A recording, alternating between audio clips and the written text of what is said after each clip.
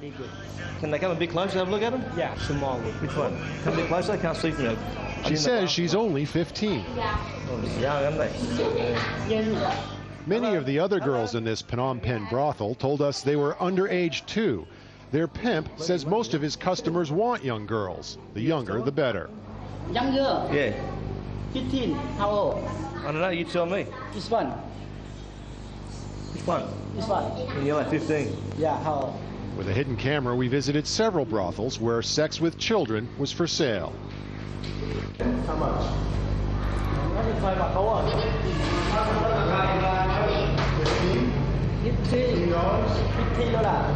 At each place we found much the same thing, a room full of young women in their early 20s and teenagers, some as young as 14.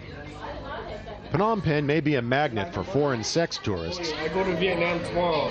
But most of the men who visit these places are Cambodian. For my virginity, they give me $200. I didn't want to do it. They made me do it with a Cambodian man. Ya Da was 16 years old then. She worked in a brothel for 2 years before she escaped. Now she lives in a safe house with other former prostitutes and abused children. There were just a few foreign customers. I never slept with any. I slept with only Cambodian men. But here in Cambodia and other Southeast Asian countries where child prostitution's a big problem, it's foreign pedophiles that attract most of the attention from the media and, more importantly, the police. Although the arrests and convictions of men like pop star Gary Glitter make the headlines, most child sex trafficking supplies local demand. 99% of the sex industry here is supported by local customers. And some of these local customers are high-ranking officials. You have the military, you have the police, you have civil servants, you have rich businessmen who have a lot of money.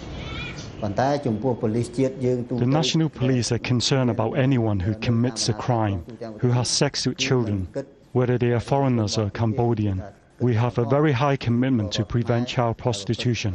But last year, the Cambodian police arrested just 8 foreign men and only 13 Cambodians for committing sex crimes with children. And the police admit that the brothels they shut down in high-profile raids often reopen a few weeks later. It is easier to catch a foreigner. And also the government wants to have showcases to make itself look good, that Cambodia is actually really taking care of this problem of human trafficking, which is really not the truth.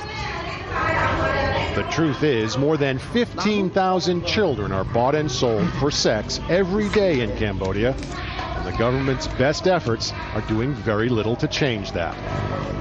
David Hawkins, Al Jazeera, Phnom Penh.